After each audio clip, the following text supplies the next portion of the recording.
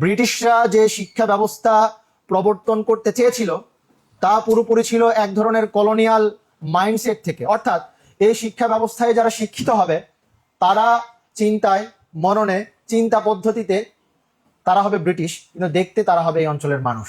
শহীদ আব্দুল মালেক বলছেন যে পশ্চিমা লিবারেল কাঠামোয় শিক্ষিত হওয়া এই দার্শনিক তিনিই স্বীকার করে নিচ্ছেন আজকের পশ্চিম তাদের জ্ঞান ও প্রযুক্তির অগ্রগতি হয়তো হয়েছে, তাদের সোশ্যালাইজেশনের অগ্রগতি হয়তো হয়েছে, কিন্তু নৈতিক যে অগ্রগতির প্রয়োজন, নৈতিক যে বিকাশের প্রয়োজন, সে বিকাশ তারা লাভ করতে পারেনি। শহীদ আব্দুল মালেকের শিক্ষা প্রস্তাবনা এবং সমকালীন বাংলাদেশের শিক্ষা ব্যবস্থা। আপনারা জানেন যে শিক্ষা একটা জাতির সাংস্কৃতিক এবং মনস্তাত্ত্বিক গঠন তৈরি করে। ফলে শিক্ষা শুধুমাত্র কোনো প্রাতিষ্ঠানিক ব্যাপার নয়, শিক্ষা ঠিক করে দেয় একটা জাতি তার আত্মপরিচয় কিভাবে নির্মাণ করবে। ফলে পাকিস্তান গঠিত হওয়ার পরে যখন 1969 সালে নূর খান শিক্ষা কমিশন গঠিত হয় এবং সেই শিক্ষা কমিশনে যে রিপোর্ট পেশ করে তার উপর শহীদ আব্দুল মালেক যে বক্তব্য প্রদান করেন, যে শিক্ষা প্রস্তাবনা তিনি হাজির করেন, এই শিক্ষা প্রস্তাবনা শুধুমাত্র তাৎক্ষণিক কোনো প্রতিক্রিয়া ছিল না, বরং এই শিক্ষা প্রস্তাবনা মুসলমান বিশ্বে, মুসলিম দেশগুলোতে যে উপনিবেশ চলছিল তার বিরুদ্ধে উপনিবেশায়ন প্রক্রিয়ার একটি অংশ ছিল। সারা পৃথিবীতে যে ইসলামী পুনর্জাগরণ আন্দোলন চলছিল সেই পুনর্জাগরণ চিন্তারই একটি অংশ ছিল। আমরা আমাদের আজকের এই প্রবন্ধে শহীদ আব্দুল মালেকের সেই শিক্ষা প্রস্তাবনাকে ব্যাখ্যা করার চেষ্টা করব, কোন পাটাতনের উপর দাঁড়িয়ে তিনি তার এই শিক্ষা প্রস্তাবনা উপস্থিত করেছিলেন। তারপরে আমরা সমকালীন ইসলামী চিন্তক এবং উপনিবেশায়ন চিন্তকদের বলাতে দেখার চেষ্টা করব শহীদ আব্দুল মালেক কী বলার চেষ্টা করেছেন, এবং সবশেষ বর্তমান বাংলাদেশের যে শিক্ষা ব্যবস্থা তার প্রেক্ষিতে শহীদ আব্দুল মালেকের প্রস্তাবনার আলোকে আমরা কিছু সুপারিশ রেখে আমাদের আজকের এই প্রবন্ধ শেষ করব। আপনারা জানেন যে দীর্ঘ প্রায় 200 বছর এই অঞ্চল, এই উপমহাদেশ ব্রিটিশদের কলোনি ছিল, এবং স্বাভাবিকভাবেই যখন ব্রিটিশরা কোথাও কলোনি স্থাপন করে তারা শুধুমাত্র আমাদের এই অঞ্চলের ভূমি দখল করেনি, আমাদের এই অঞ্চলের সম্পদ দখল করেনি, তারা এই অঞ্চলে এক ধরনের মনস্তাত্ত্বিক কলোনিও তৈরি করার চেষ্টা করেছিল। ফলে তারা এই অঞ্চলের শিক্ষা ব্যবস্থা চেঞ্জ করে দিয়েছিল, এই অঞ্চলের শিক্ষার মাধ্যম চেঞ্জ করে দিয়েছিল। 1781 সালে লর্ড ওয়ারেন হেস্টিংস এবং 1835 সালে লর্ড ম্যাকলে ইংরেজদের পক্ষ হয়ে যে শিক্ষা ব্যবস্থা চালু করার চেষ্টা করেছিলেন তা আদতে এমন একদল মানুষ তৈরি করার প্রকল্প ছিল যারা দেখতে এই অঞ্চলের মানুষ হবে, কিন্তু চিন্তায়, চেতনায়, মননে তারা হবে পুরোপুরি ইংরেজ। ফলে এই শিক্ষা ব্যবস্থা যখন পাকিস্তান স্বাধীন হয় 1947 সালের পরে, আমরা যখন পাকিস্তান পাই, পাকিস্তান স্বাধীন হওয়ার পরেও এই যে উপনিবেশ পরবর্তী রাজনৈতিক স্বাধীনতা হয়তো পাকিস্তান পেয়েছিল, কিন্তু উপনিবেশ পরবর্তী যে মনস্তাত্ত্বিক আজাদির প্রয়োজন ছিল, যে শিক্ষাগত আজাদির প্রয়োজন ছিল, সেটা তখনও হাসিল হয়নি। 1969 সালে যখন স্বৈরশাসক ইয়াহিয়া খানের নূর খান শিক্ষা কমিশন গঠন করেন তিনি নতুন শিক্ষা প্রস্তাবনা দেওয়ার জন্য, সেই শিক্ষা কমিটির রিপোর্ট যেই শিক্ষা প্রস্তাবনা হাজির করে, তারা সেই জায়গায় বেশ কিছু প্রস্তাবনা সে জায়গায় হাজির করেছিল। এই প্রস্তাবনায় ধর্মীয় এবং যে বৈজ্ঞানিক শিক্ষা সেটার একটা সমন্বয় ঘটানোর কথা বলা হয়েছিল, সবার জন্য সার্বজনীন প্রাথমিক শিক্ষা চালুর কথা বলা হয়েছিল, এবং যে জাতীয় মূল্যবোধ আছে এবং ইসলামী মূল্যবোধ আছে দুইটার সমন্বয় করার কথা বলা হয়েছিল।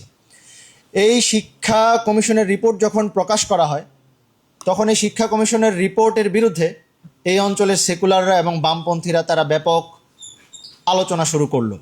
ঠিক তেমনই একটি প্রেক্ষাপটে এই শিক্ষা কমিশনের রিপোর্টের উপর যখন আলোচনার ব্যবস্থা করা হয়, তেমনই একটি আলোচনা সভায় আজ থেকে প্রায় 50-এর অধিক বছর আগে শহীদ আব্দুল মালেক বক্তব্য রেখেছিলেন। আমরা দেখলাম যারা প্রগতির কথা বলে, যারা যুক্তির কথা বলে, শহীদ আব্দুল মালেক যুক্তির বরাতে তিনি যেই ইসলামী শিক্ষা ব্যবস্থার পক্ষে যুক্তি তুলে ধরলেন তাদের কাছে সেটা মনোপুত হলো না। ফলে আমরা দেখলাম 12ই আগস্ট তিনি যখন টিএসসিতে বক্তব্য শেষ করে, শিক্ষা প্রস্তাবনার উপর বক্তব্য শেষ করে তিনি বের হলেন, সেকুলার বাঙালি জাতীয়তাবাদী বামপন্থী গুন্ডারা তার উপর হামলে পড়ল এবং তার ঠিক 3 দিন পরে 15ই আগস্ট শহীদ আব্দুল মালেক শাহাদাত বরণ করলেন। শহীদ আব্দুল মালেক যে বক্তব্য দিয়েছিলেন, যে বক্তব্যের মধ্য দিয়ে নূর খান শিক্ষা কমিশনের রিপোর্টের উপর তার প্রদত্ত বক্তব্য এবং সেটার পর্যালোচনা, সেই পর্যালোচনায় তিনি যে শিক্ষা প্রস্তাবনা হাজির করেছিলেন, আমরা এখন দেখার চেষ্টা করব কোন পাটাতনের উপর দাঁড়িয়ে তিনি সেই শিক্ষা প্রস্তাবনা হাজির করেছিলেন। শহীদ আব্দুল মালেক তার সেই বক্তৃতায় প্রথমত বলেছিলেন যে শিক্ষা হবে দেহ, মন এবং আত্মার একটা সমন্বিত পদ্ধতি। অর্থাৎ তিনি জন মিল্টনের সেই বিখ্যাত উক্তি তার বরাত দিয়েছেন। তিনি education is the harmonious development of body, mind and soul. অর্থাৎ শিক্ষা শুধুমাত্র মননের বিকাশ নয়, শিক্ষা শুধুমাত্র দেহেরও বিকাশ নয়, শিক্ষা মনন, দেহ এবং আত্মার একটা সমন্বিত বিকাশ। সুতরাং যে শিক্ষা ব্যবস্থায় আত্মার বিকাশের সুযোগ থাকবে না, যে শিক্ষা ব্যবস্থার কোনো আদর্শ থাকবে না, যার ভিত্তিতে মানুষের আত্মা এবং মনন বিকশিত হবে, সেই শিক্ষা দিন শেষে আসলে পূর্ণাঙ্গ শিক্ষা ব্যবস্থা হয়ে উঠবে না। এটা ছিল শহীদ আব্দুল মালেকের প্রথম আর্গুমেন্ট। তারপর তিনি বলছিলেন যে পাকিস্তানে দাঁড়িয়ে তিনি শিক্ষা প্রস্তাবনা হাজির করছিলেন, তিনি একটা কমন সেট অফ কালচারাল ভ্যালুজের কথা বলছিলেন। পাকিস্তানের নানা জাতির মানুষ ছিল, সেই জায়গায় দাঁড়িয়ে তিনি বলছিলেন, বামপন্থীদের তরফ থেকে বারবার বলা হচ্ছিল যদি ইসলামী শিক্ষা ব্যবস্থার কথা বলাই হয়, ইসলাম তো তাহলে একটা one set of cultural values সবার উপর চাপিয়ে দেবে। কিন্তু শহীদ আব্দুল মালেক সেই জায়গায় ইসলামী মূল্যবোধের ভিত্তিতে দাঁড়িয়ে বলছেন না, বরং ইসলাম যেই শিক্ষা ব্যবস্থা প্রস্তাবনা করে তা common set of cultural values. অর্থাৎ এই শিক্ষা ব্যবস্থায় একটা জাতির নানা যে গোষ্ঠী আছে প্রত্যেকের প্রতিনিধিত্ব থাকবে, তাদের যে স্থানীয় কালচার আছে, তাদের যে স্থানীয় সংস্কৃতি আছে, একটা সমন্বিত কালচারের অধীনে সেটা বিকশিত হওয়ার সুযোগ পাবে। তিনি এর বিপরীতে বরাত টেনেছিলেন সোভিয়েত ইউনিয়নে, যে জায়গায় তিনি দেখিয়েছিলেন যে one set of cultural values কিভাবে মানুষের উপর তাদের অনিচ্ছা সত্ত্বেও চাপিয়ে দেওয়া হয়েছিল। মানুষ সংস্কৃতি গ্রহণ করেনি, কিন্তু তাদের উপর চাপিয়ে দেওয়া হয়েছিল। আজকে আমরা যাদের কাছ থেকে প্রগতির কথা শুনি, ঠিক একই কাণ্ড কিন্তু ঘটেছিল বাকশালের মধ্য দিয়ে। একটা one set of cultural values, political values গোটা জাতির মানুষের উপর ছাপিয়ে দেওয়ার চেষ্টা করা হয়েছিল। তারা বিশ্বাস করুক বা না করুক, একদলীয় শাসন কায়েম করা হয়েছিল। আবার আমরা একই দেখেছি হাসিনার সময়, এক ধরনের চাপিয়ে দেওয়া বাঙালি জাতীয়তাবাদী বয়ান, এক ধরনের চাপিয়ে দেওয়া সংস্কৃতি, যেটা অঞ্চলের অধিকাংশ মুসলমান গ্রহণ করে না। এই one set of cultural values রাষ্ট্রীয় অ্যাপারেটাস ব্যবহার করে মানুষের উপর শিক্ষা ব্যবস্থার মধ্য দিয়ে, মিডিয়ার মধ্য দিয়ে এক ধরনের হেজিমনি তৈরি করা হয়েছিল। শহীদ আব্দুল মালেক ঠিক সেই সময় দাঁড়িয়ে, আজ থেকে প্রায় 50 বছর আগে, তিনি বলেছিলেন আমরা যে শিক্ষা ব্যবস্থা প্রস্তাবনা করতে চাই সেটা কোনো ওয়ান সেট অফ কালচারাল ভ্যালুজের উপর হবে না, বরং একটা কমন সেট অফ কালচারাল ভ্যালুজের উপর দাঁড়িয়ে হবে, যেই জায়গায় একটা রাষ্ট্রের, একটা জাতির প্রত্যেক যেই জাতিগোষ্ঠী আছে তাদের সবার প্রতিনিধিত্ব থাকবে এবং তাদের যে স্থানীয় কালচার আছে, তাদের যে স্থানীয় সংস্কৃতি আছে, সেটা বিকাশের সুযোগ লাভ করবে। শহীদ আব্দুল মালেক তার বক্তৃতায় খুবই গুরুত্বপূর্ণ আরেকটি কথা বলেছেন। তিনি বলেছিলেন স্পিরিচুয়াল রেনেসার কথা। মার্কিন দার্শনিক সোয়াইজারের বরাত দিয়ে তিনি বলছেন যে একটা জাতির তিন ধরনের, তিনি পাশ্চাত্যের সমালোচনা করছিলেন। তিনি বলছিলেন যে উন্নতি তো 3 ধরনের উন্নতির কথা আমরা বলে থাকি, জ্ঞান ও প্রযুক্তির অগ্রগতি, মানব সমাজের সামাজিকরণের যেই উন্নতি, অর্থাৎ একজন মানুষ আরেকজন মানুষের সাথে কিভাবে আচরণ করবে সেই যে সামাজিকতা, এবং তৃতীয় হচ্ছে আত্মিক বা নৈতিক অগ্রতি। শহীদ আব্দুল মালেক বলছেন যে পশ্চিমা লিবারেল কাঠামোয় শিক্ষিত হওয়া এই দার্শনিক তিনিই স্বীকার করে নিচ্ছেন আজকের পশ্চিম তাদের জ্ঞান ও প্রযুক্তির অগ্রগতি হয়তো হয়েছে, তাদের সোশ্যালাইজেশনের অগ্রগতি হয়তো হয়েছে, কিন্তু নৈতিক যে অগ্রগতির প্রয়োজন, নৈতিক যে বিকাশের প্রয়োজন, সে বিকাশ তারা লাভ করতে পারেনি। ফলে পাশ্চাত্যেই তাদের যে শিক্ষা ব্যবস্থা সেটা ব্যর্থ হয়েছে। সুতরাং সেই শিক্ষা ব্যবস্থা এই উপমহাদেশে নতুন করে আমদানি করার কোনো প্রয়োজন নেই। চতুর্থ যে আর্গুমেন্ট শহীদ আব্দুল মালেক তার প্রস্তাবিত শিক্ষা ব্যবস্থার পক্ষে পেশ করছেন, তিনি বলছেন, আপনারা স্যার উইলিয়াম হান্টারের বিখ্যাত সেই বইয়ের কথা জানেন, দ্য ইন্ডিয়ান মুসলমানস। এই বইয়ে স্যার উইলিয়াম হান্টার বলছেন যে ব্রিটিশরা যে শিক্ষা ব্যবস্থা প্রবর্তন করতে চেয়েছিল তা পুরোপুরি ছিল এক ধরনের কলোনিয়াল মাইন্ডসেট থেকে। অর্থাৎ এই শিক্ষা ব্যবস্থায় যারা শিক্ষিত হবে তারা চিন্তায়, মননে, চিন্তা পদ্ধতিতে তারা হবে ব্রিটিশ, কিন্তু দেখতে তারা হবে এই অঞ্চলের মানুষ। ফলে এই 4 যুক্তির পাটাতনের উপর দাঁড়িয়ে যেই সেকুলার লিবারাল প্যারাডাইম, যেটা বামপন্থীরা প্রস্তাব করছিল, সেকুলাররা প্রস্তাব করছিল, তার বিপরীতে শহীদ আব্দুল মালিক ইসলামী মূল্যবোধের উপর ভিত্তি করে এই অঞ্চলের প্রত্যেক জাতিগোষ্ঠীর প্রতিনিধিত্ব নিশ্চিত করে কমন সেট অফ কালচারাল ভ্যালুসের বরাতে তিনি একটি শিক্ষা ব্যবস্থা প্রস্তাবনা করেছিলেন। এবার আমরা দেখার চেষ্টা করব শহীদ আব্দুল মালিক যেই প্রস্তাবনা হাজির করেছিলেন, শিক্ষা প্রস্তাবনা, তা আদতে সারা দুনিয়াতে উপনিবেশবাদদের বিরুদ্ধে যে আন্দোলন চলছিল, যে ইসলামী পুনর্জাগরণ আন্দোলন ছিল, তার থেকে বিচ্ছিন্ন কিছু ছিল না। বরং উপনিবেশায়নের তাত্ত্বিকরা যে কথা বলেছিলেন, যে কথা বলছেন, তারই এক ধরনের অনুরণন ছিল। আপনারা ফ্রান্স ফানোর কথা শুনেছেন। ফানো তার ব্ল্যাক স্কিন হোয়াইট মাস্ক বইয়ে বলছেন যে যখন কোথাও কলোনাইজাররা কলোনি স্থাপন করে, তারা তো শুধুমাত্র সেই অঞ্চলের জমিন দখল করে না, সম্পদ দখল করে না, তারা সেই অঞ্চলের মানুষের মনস্তত্ত্ব দখল করার চেষ্টা করে। ফলে স্বাভাবিকভাবে সেই অঞ্চলের মানুষজন নিজেদেরকে ইনফেরিয়র মনে করা শুরু করে এবং যারা কলোনাইজার তাদেরকে সুপিরিয়র করা মনে করা শুরু করে। তার ফলশ্রুতিতে তারা নিজের সংস্কৃতিকে, নিজের ভাষাকে, নিজের লোকজ সংস্কৃতিকে সে ঘৃণার চোখে, ইনফেরিয়রের দৃষ্টিতে দেখা শুরু করে। ফলে যেই শিক্ষা ব্যবস্থা তার নিজের জাতি থেকে মানুষকে বিচ্ছিন্ন করে দেয়, শহীদ আব্দুল মালিক এই ফানোর সাথে যেন এসে দাঁড়িয়েছিলেন এবং তিনি যে কথা বলছিলেন ভিন্ন ভাষায় তিনি সেই কথাই বলছিলেন। তারপরে আমরা দেখব র্যামন গ্রসফোগেল, তিনি বলছিলেন ইপিস্টিমিসাইডের কথা। ইপিস্টিমিসাইড কি জিনিস? কলোনাইজাররা যখন কোনো অঞ্চল দখল করে, তারা সেই অঞ্চলের যে ইপিস্টিমোলজি, জ্ঞানকাণ্ড, শিক্ষার পদ্ধতি, জ্ঞানের উৎস, সেই জ্ঞান কাণ্ড পুরোপুরি নষ্ট করে দেয়। আমরা দেখেছি যে ইউরোপিয়ানরা এই অঞ্চলে এসেও এক ধরনের জ্ঞানকাণ্ডের হত্যাকাণ্ড চালিয়েছিল, এপিস্টিমিসাইড চালিয়েছিল। অর্থাৎ এই অঞ্চলের শত শত বছর ধরে চলে আসা, এই অঞ্চলের মুসলমানদের শত শত বছর ধরে চলে আসে যে শিক্ষা ব্যবস্থা ছিল, জ্ঞানকাণ্ড ছিল, সেটাকে তারা ধ্বংস করে দিল। এবং তারা যেন হাজির করতে চাইলো ইউরোপ যেভাবে চিন্তা করে, ইউরোপ যে এপিস্টেমোলজিতে বিশ্বাস করে, এটা সারা দুনিয়ার মানুষের জন্য প্রযোজ্য। ফলে কলোনাইজাররা তাদের এই শিক্ষা ব্যবস্থার প্রস্তাবনার মধ্য দিয়ে তারা এক ধরনের এপিস্টিমিসাইড চালায়। আমরা নিউ কলোনিয়ালিজমের নাম শুনেছি। নিউ কলোনিয়ালিজমে কি হয়? একই কাজ ঘুরে ফিরে আবার ঘটে। রাজনৈতিক কলোনি যখন শেষ হয়ে যায়, তখন এক ধরনের ব্রাউন সাহেবের কথা বলেছিলেন মাওলানা মওদুদী, যে সেই কলোনির চিন্তা কাঠামোতে, শিক্ষা ব্যবস্থায় শিক্ষিতরাই রাজনৈতিক আজাদি হাসিলের পরে সেই রাষ্ট্রগুলোতে ক্ষমতায় বসে যায়। ফলে তারা মূলত তাদের চেহারা পাল্টে যায়, কিন্তু তারা মূলত সেই পূর্বের উপনিবেশিক কাঠামোর যে সিলসিলা, সেটাকেই তারা অগ্রসর করে। এই জায়গায় আমরা আরেকজন কেনিয়ার একজন উপনিবেশায়ন তাত্ত্বিকের বরাত দিচ্ছি। তিনি বলেছিলেন কালচারাল বোম্বিং এর কথা। আপনারা তার নাম শুনেছেন, নগোগি ওয়া থিয়াঙ্গু।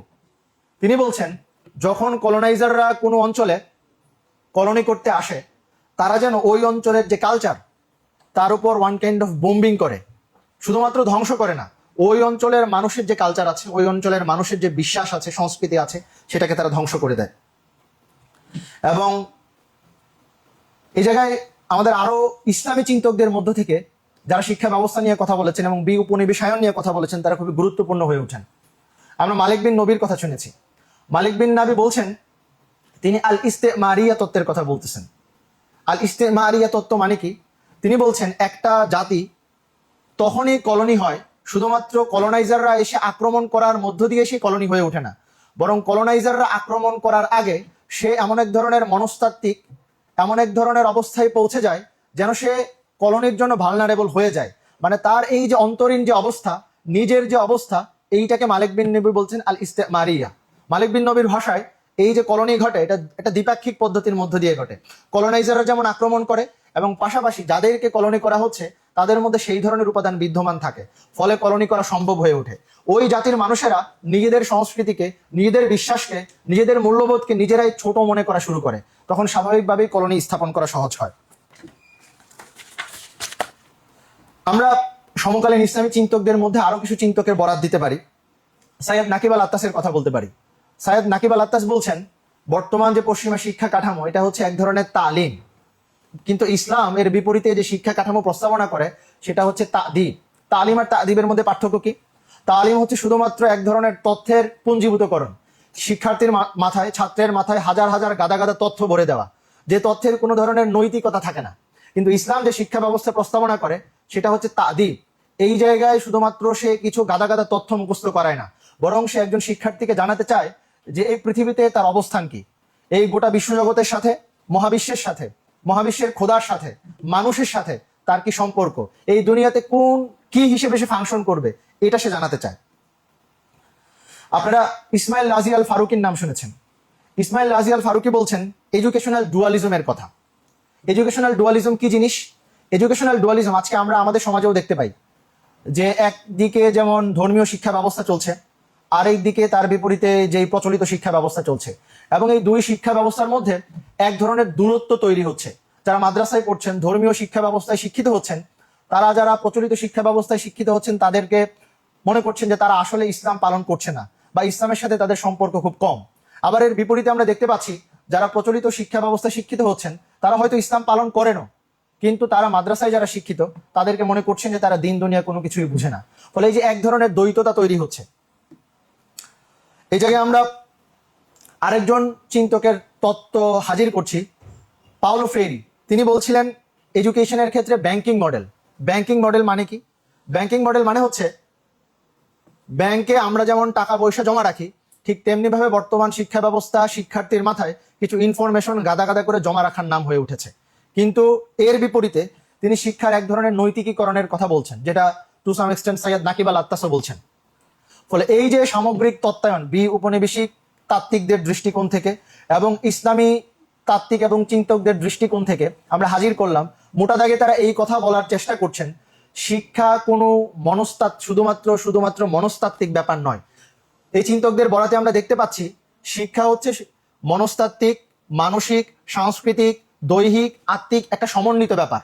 দ্বিতীয় যে ব্যাপারটি আমরা দেখতে পাচ্ছি, কলোনাইজাররা প্রত্যেক জায়গায়, প্রত্যেক যুগেই তারা যাদেরকে কলোনি করে তাদের মনস্তাত্ত্বিক কলোনি কায়েমের মধ্য দিয়ে তাদেরকে নিজেদের সংস্কৃতির প্রতি, নিজেদের আদর্শের প্রতি অবিশ্বাসী করে তোলার চেষ্টা করে, যাতে কলোনি করা, যেটা মালিক বিন নবী বলছেন আল ইস্তেমারিয়া, কলোনি করা সহজ হয়ে ওঠে। এই সামগ্রিক উপনিবেশায়নের জায়গা থেকেই শহীদ আব্দুল মালেক তার যে শিক্ষা প্রস্তাবনা হাজির করেছিলেন, তিনি সেই শিক্ষা প্রস্তাবনায় বলেছিলেন যে শিক্ষা প্রস্তাবনায় ইসলামী মূল্যবোধ প্রতিফলিত হতে হবে, সে শিক্ষা ব্যবস্থায় common set of cultural values হইতে হবে, যে যাতে রাষ্ট্রের, জাতির প্রত্যেকটি শ্রেণী গোষ্ঠীর মানুষের প্রতিনিধিত্ব থাকে। এ পর্যায়ে এসে শহীদ আব্দুল মালেকের প্রস্তাবনা এবং উপনিবেশায়ন তত্ত্বের চিন্তকদের পর্যালোচনার পর আমরা আমাদের বাংলাদেশের যে শিক্ষা ব্যবস্থা চলছে তার উপর একটু নজর বুলাই। প্রথমত যে সংকটের মধ্য দিয়ে আমরা যাচ্ছি, আমাদের জ্ঞান, আমাদের যে শিক্ষা ব্যবস্থা, সেই শিক্ষা ব্যবস্থা হচ্ছে জিপিএ সর্বস্ব শিক্ষা ব্যবস্থা। সেই শিক্ষা ব্যবস্থায় সৈয়দ নাকিব আল আত্তাস যে তাদিবের কথা বলেছিলেন সেটা অনুপস্থিত, তালিম চলছে। এবং আমরা ওয়ান কাইন্ড অফ মেকানিক্যাল শিক্ষা ব্যবস্থার মধ্য দিয়ে যাচ্ছি, আমরা এক ধরনের ব্যাংকিং মডেলের শিক্ষা ব্যবস্থার মধ্য দিয়ে যাচ্ছি, যেই জায়গায় এথিক্স, ভ্যালু, মোরালিটির কোনো মূল্য নেই। দ্বিতীয়ত, আমরা যে শিক্ষা ব্যবস্থার মধ্য দিয়ে যাচ্ছি, যেহেতু এই শিক্ষা ব্যবস্থা পশ্চিমাদের বরাত ধরে আমাদের এখন পর্যন্ত চলছে, ফলে এই শিক্ষা ব্যবস্থায় যারা শিক্ষিত হয়ে উঠছে অধিকাংশ ক্ষেত্রেই তারা ব্রাউন টেকনোক্রেট হয়ে উঠতেছেন। তারা তার নিজের জাতির, এই অঞ্চলের মানুষের যে মূল্যবোধ, যে বিশ্বাস, সেটা ধারণ করতে পারছেন না। তৃতীয় যে সংকট আমরা দেখছি, আমরা সৈয়দ ইসমাইল রাজি আল ফারুকির যেই এডুকেশনাল ডুয়ালিজম দেখেছি, কিন্তু আমরা আমাদের এই বাংলাদেশে এই সংকট আরো বেশি গভীরতর হয়ে উঠেছে। আমরা দেখতেছি একটি ত্রিমুখী শিক্ষা ব্যবস্থা। এই জায়গায় যেমন মাদ্রাসা শিক্ষা ব্যবস্থা আছে, স্কুল, কলেজ, বিশ্ববিদ্যালয় আছে, তার পাশাপাশি আবার ইংরেজি মিডিয়াম স্কুলও আছে। এবং এই তিন ধরনের স্কুলে যারা শিক্ষিত হচ্ছে তারা তিন ধরনের অভিমুখে তারা যাত্রা করছে, ফলে এই সংকট আরো গভীরতর হয়ে উঠছে।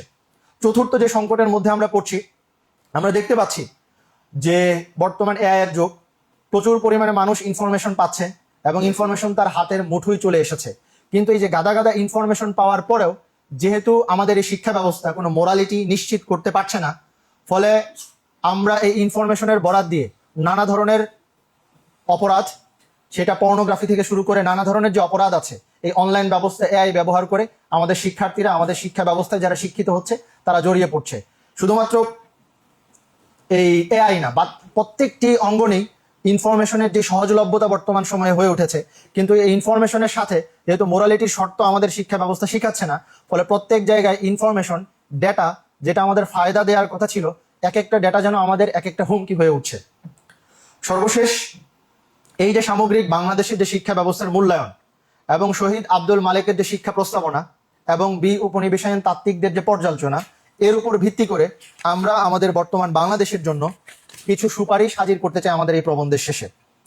প্রথমত, একটি একীভূত জাতীয় মূল পাঠ্যক্রম গঠন করতে হবে, যার মধ্য দিয়ে মিনিমাম প্রাইমারি শিক্ষা বা একটি নির্দিষ্ট মিডিয়াম পর্যন্ত ক্লাস পর্যন্ত একটা কমন শিক্ষার ব্যবস্থা করতে হবে, যাতে যে যে শিক্ষাধারায় শিক্ষিত হোক না কেন তাদের মধ্যে common set of cultural values গড়ে ওঠে, এই রাষ্ট্রের মানুষের প্রতিনিধিত্বকারী common set of cultural values.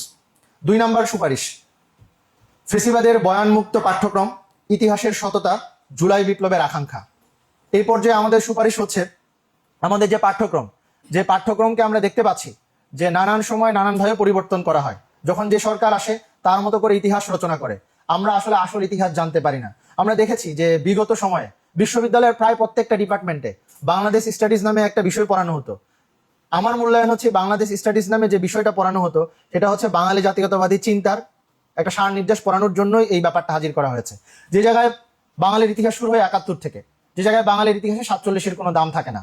ফলে আমাদের দ্বিতীয় সুপারিশ হচ্ছে এই ফেসিবাদ মুক্ত পাঠ্যক্রমে 47-এর সংগ্রাম, 71-এর মুক্তিযুদ্ধ, এই অঞ্চলের মানুষের যে গণতান্ত্রিক সংগ্রাম এবং সর্বশেষ 24-এর জুলাই গণ অভ্যুত্থানকে অন্তর্ভুক্ত করতে হবে।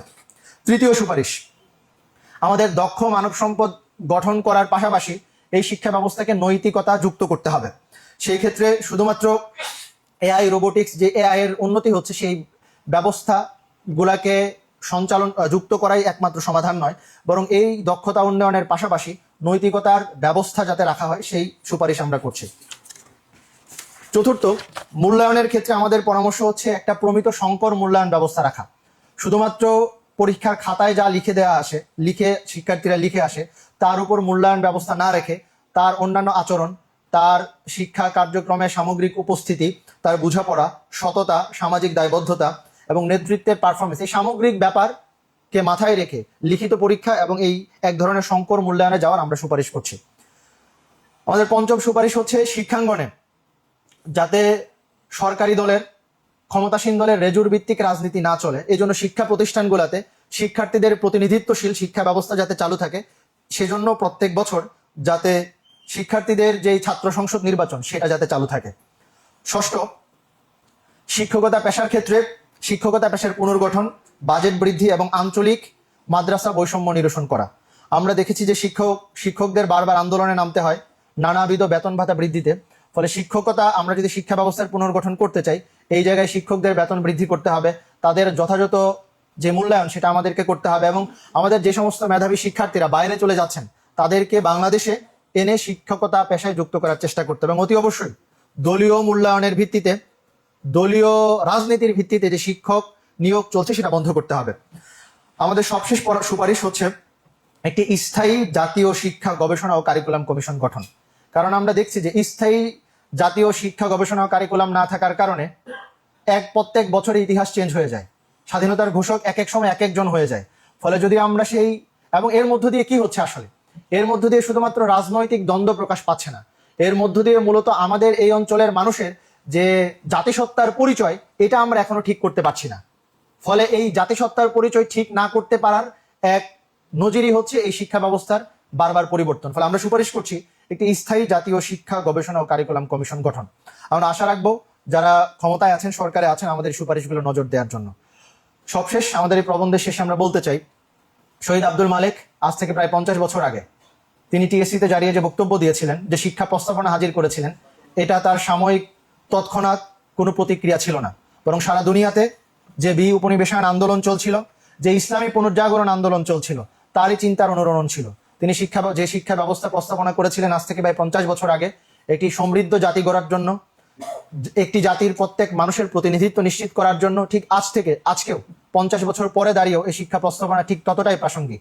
বলে আমরাও কামনা করছি, আমরা আগামী দিনে যে শিক্ষা ব্যবস্থা দেখতে চাই, যে শিক্ষানীতি এই দেশে প্রতিফলিত হোক, আমরা চাই শহীদ আব্দুল মালেকের এই প্রস্তাবনা সেই শিক্ষানীতিতে বাস্তবায়িত হবে, প্রতিফলিত হবে।